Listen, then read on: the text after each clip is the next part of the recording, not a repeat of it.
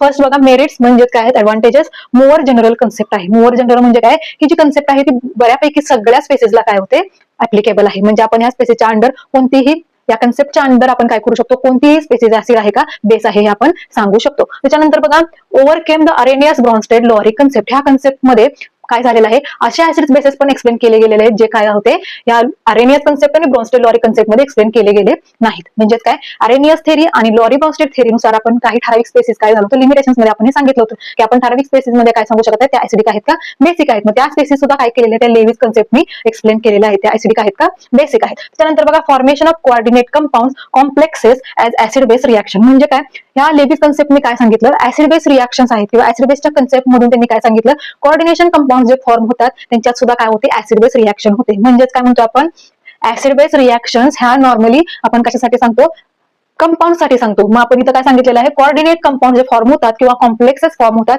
ते जे फॉर्म होताना जी रिएक्शन होते ती रिएक्शन सुद्धा कोणती आहे, ऍसिड बेस रिएक्शन आहे.